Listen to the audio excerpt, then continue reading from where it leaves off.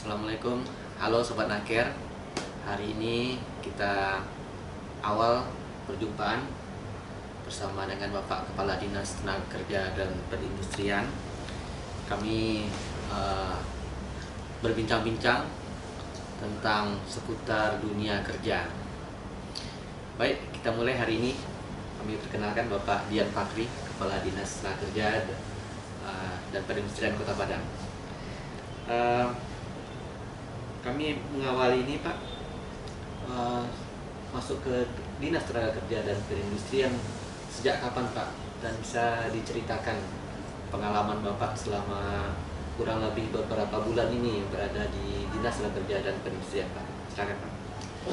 Oke, Assalamualaikum warahmatullahi wabarakatuh, sahabat Naker. Ya, sahabat Naker ya. Ya, Pak. Sapa kita. Kita mulai ini program lantai kerja, obrolan santai dunia kerja ya. Iya, Pak. Oh, mantap ini. Program baru ini. Di Nakerin. Ya, model-model podcast lah. Ya. Artinya kita ngobrol-ngobrol santai saja. Kemudian tapi informasinya mungkin bermanfaat bagi kawan-kawan, adik-adik untuk yang mencari pekerjaan kah namanya atau apa. Tapi pertanyaan tadi terkait dengan saya.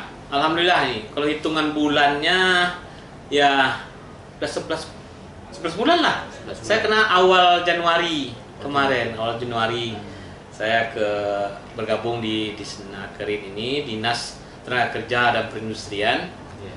Jadi ada dua nih menterinya, Tenaga Kerja satu, Menteri Perindustrian satu. Ya.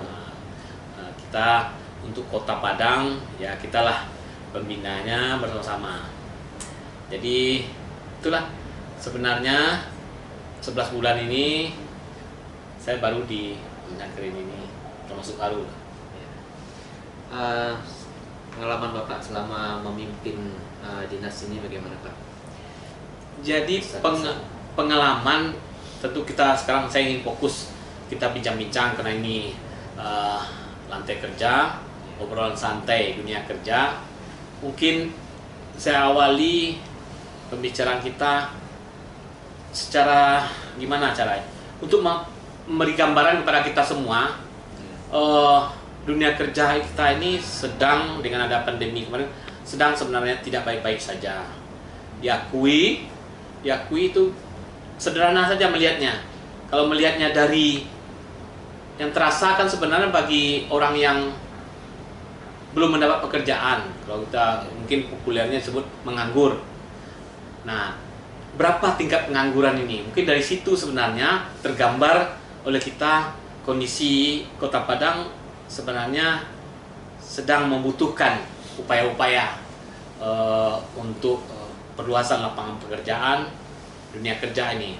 Karena terasa oleh kita itu bagi orang yang belum dapat pekerjaan, misalnya sudah tamat, itu kan berat. Yang perut ini kan nggak bisa direm juga nih, harus ada dapat penghasilan. Apalagi bagi yang selama ini sekolah dikirimi uang oleh orang tuanya, tiba-tiba karena anak sudah tamat, mungkin bersyukur kita bagi yang masih dikirimi oleh orang tuanya. Jadi kalau kita melihat kembali kita ke angka ini, dari angka-angka saya sih bukan angka dari kami. Itu di awal saya punya catatan. Di awal tahun 2019 dulu itu Kota Padang ini 8,74%, 8,74% angka pengangguran terbukanya. Kemudian pada masuk kita masa pandemi itu 2020, nah itu udah 13,64%. Ya bisa kita pahami itu. Ada memang waktu saat udah pandemi itu masuk, kan banyak juga yang ada yang PHK segala macam kan. Paham itu kan lumayan itu, dari biasanya cuma 8,74 tahun sebelumnya, naik pada angka kita 13,64%. Dan itu bertahan angka 13 itu sampai tahun 2021, 13,37%. Ya mungkin 2 tahun inilah 2020 dengan 2021 itu. Kemudian di angka yang baru keluar, alhamdulillah Sakernas yang dilansir angkanya di bulan September kemarin, itu angka kita turun 11,69%. Nah, alhamdulillah bersyukur kita dari gambaran ini, dari 8,7 naik menjadi 13,13an, 2 tahun itu 13, kemudian turun sekarang menjadi 11, sekian. Ini adalah hal yang menggembirakan, lumayan itu hampir 2%, artinya sudah mulai penyerapan. Iya, ini sudah mulai jadi bertumbuh gitu. ya perusahaan-perusahaan sudah mulai menerima 1 tahun terakhir ini. Walaupun kita akui angka 11,69 itu masih tinggi di atas rata-rata nasional. Rata-rata nasional kalau tidak salah saya 5,83 di bulan Februari kemarin. Jadi masih 5,8. Jadi kita upayakan Kota Padang ini karena sudah nampak ini arahnya, perusahaan-perusahaan sudah mulai menerima penerimaan pegawai, kemudian juga kiriman yang para penempatan di luar negeri ke Malaysia pun sudah berangkat dari Kota Padang. Baru-baru ini kita menghadiri, yaitu salah satu mengirim 125 orang, 49 orang dari Kota Padang. Nah, alhamdulillah, program-program setahun terakhir ini banyak. Walaupun saya yakin angka kenapa bisa menjadi turun dari 13 menjadi 11 itu persen itu juga tidak lepas dari upaya masing-masing. Karena sudah tidak pandemi lagi, makanya tenaga kerja yang tidak ada mendapat pekerjaan di Padang ini, mereka sudah merantau. Dan kita selalu di berbagai kesempatan saya dorong-dorong lah, karena budaya merantau ini sebenarnya ke budaya kita. Jadi tidak usahlah terlalu berlama-lama di Kota Padang. Sesudah tamat masih juga menunggu-nunggu di Kota Padang ini, cari pekerjaan di luar Kota Padang. Karena Kota Padang ini sebenarnya sebagai visi kota kita sudah berhasil. Jadi kalau saya melihatnya, kadang-kadang angka pengangguran kita yang tinggi ini juga di satu sisi bisa kita klaim bahwa visi kota kita sebagai kota pendidikan sudah berhasil. Kan bisa dipahami kenapa? Karena dari seluruh kabupaten kota, dari mana nih, Junjung, Damastraya, dan semuanya, bahkan dari luar provinsi melanjutkan pendidikan tingginya kan ke Padang. Di sini begitu banyak perguruan-perguruan tinggi. Nah, itu jadi makanya, namun demikian kita akan tetap berusaha dengan berbagai kegiatan. Mulai ini kan memang tugas kita nih. Kita suruh mereka merantau, tapi kalau tidak punya modal, hanya mengibar-ngibarkan ijazah sarjana umumnya, kadang-kadang sulit. Dunia kerja sekarang kan butuh kadang-kadang skill, keterampilan. Nah, makanya kita LPK cukup banyak di Kota Padang ini. Apa vision dari mereka ini? Oh, mereka hobinya video editing. Oh, hobinya apa? Kita beri mereka keterampilan. Sudah tuh, kalau menurut saya tidak usah dicari juga di Padang ini pekerjaan, karena memang terbatas. Berangkat, lalu berangkat. Termasuk yang sekarang itu kan banyak kita melatih barber, barber, kemudian juga yang kopi barista. Ini udahlah, Padang nih udah penuh ini. Jadi jangan kita menunggu-nunggu juga. Walaupun enak tinggal di rumah orang tua, tinggalkan. Selagi muda, tinggalkan zona nyaman itu. Para generasi muda harus berani meninggalkan. Dulu terkenal budaya kita tuh merantau. Yang berani merantau, insya Allah sukses. Jadi harus ditinggalkan zona nyaman, tinggal makan saja di rumah orang tua itu tinggalkan. Susah pertama, tapi kita sudah punya bekal pendidikan, harusnya itu. Jadi, dan itu sangat penting bagi kita. Kalau kemudian sesudah tamat mencari pekerjaan sebulan, 2 bulan, 3 bulan, tetap bercokol di Kota Padang. Pada saat sensus nanti tercatat lagi tinggi. Sebagai pencari kerja. Ya, kena begini. Kan setiap tahun perguruan tinggi ini berapa banyaknya itu? Iya. Saya enggak tahu pula angka berapa di Kota Padang nih setiap tahun. Ribuan itu di wisuda. Nah, kalau enggak cepat ditunggu juga yang di lapangan pekerjaan di Kota Padang mana ada. Dia sama-sama tahu kita. Enggak gampang kita mengembangkan. Ya banyak di Padang ini kuliner sudah ada juga orangnya, pegawai-pegawainya juga sudah ada. Barista-barista ini pergilah. Bahkan kalau ingin sebenarnya ya contohnya barber itu sederhana kan, barber jangan berpikir tukang cukur tukang pangkas. Kalau sudah berani mereka pandai sedikit saja bahasa Inggris, bekerja misalnya di kapal pesiar. Banyak sekarang orang-orang kaya sudah pandemi ini udah pada keluar naik kapal pesiar, bekerja, dilamar di sana.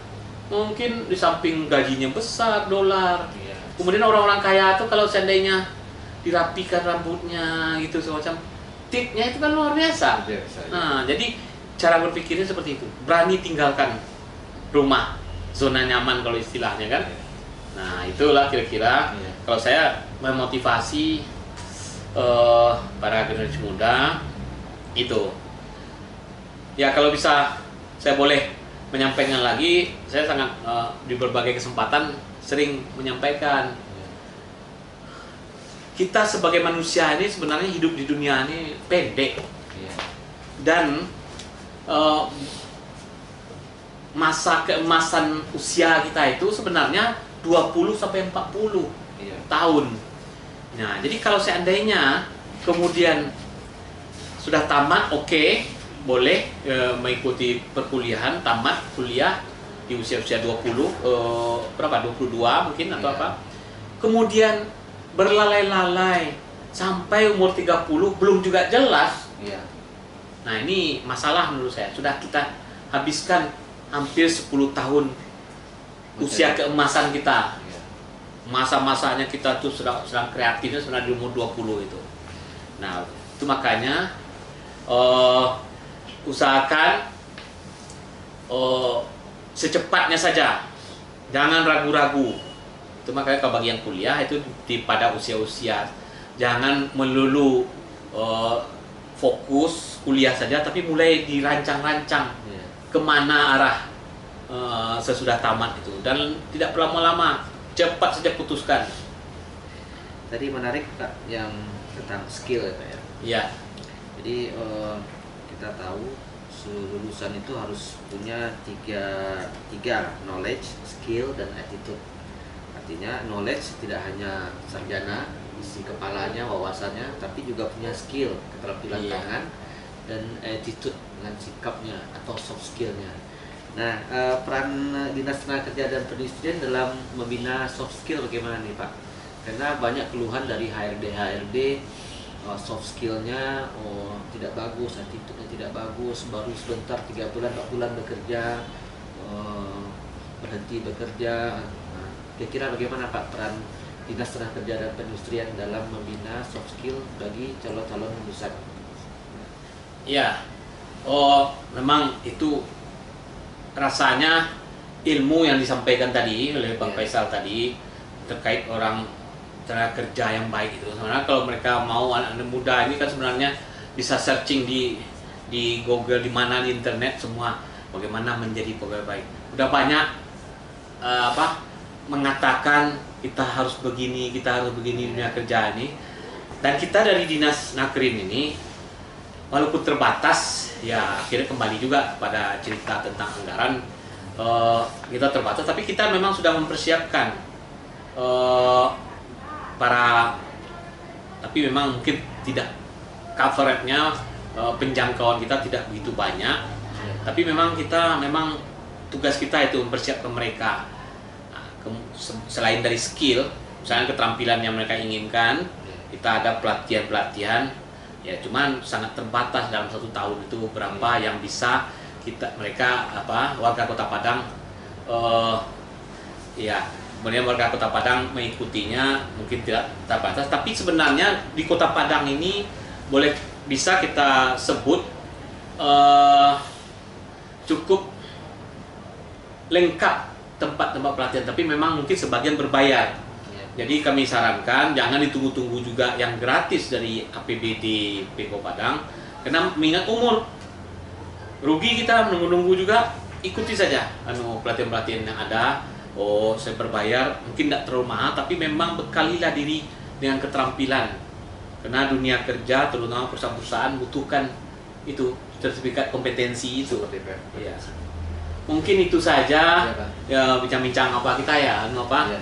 Terakhir Pak, pesan-pesan bagi pencari kerja yang ada di Kota Padang dalam usaha mereka mencari pekerjaan, apa yang perlu mereka tambah, apakah skill mereka, apakah keberanian mereka untuk mencari pekerjaan di luar Kota Padang dan sebagainya, Pak.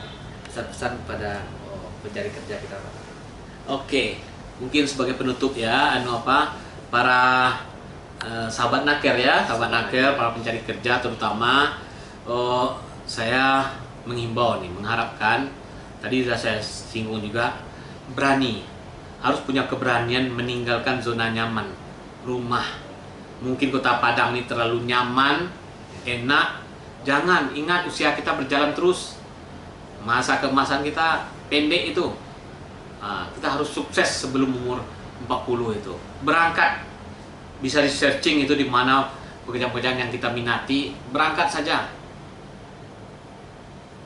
Mungkin kesusahan di awal itu akan mendorong, memicu kita semua untuk sukses lebih baik.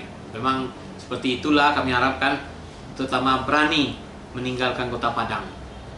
Banyak tokoh-tokoh dari Padang dan Sumatera Barat ini suksesnya karena mereka pergi merantau. Mungkin itu saja yang bisa kita perbincangkan di episode ini ya. Oke. Baik Sobat Naker, kita sudah akhiri bincang-bincang kita bersama Bapak Kepala Dinas Tenaga Kerja dan Perindustrian. Pesan beliau, tinggalkan zona nyaman, cobalah untuk merantau. Kita bangun negeri ini, Kota Padang ini tidak hanya di Kota Padang, tapi kita juga bisa membangun Kota Padang itu dari luar negeri maupun di daerah-daerah industri lainnya. Terima kasih Sobat Naker, kita jumpa lagi di episode-episode kita berikutnya. Assalamualaikum warahmatullahi wabarakatuh. Waalaikumsalam.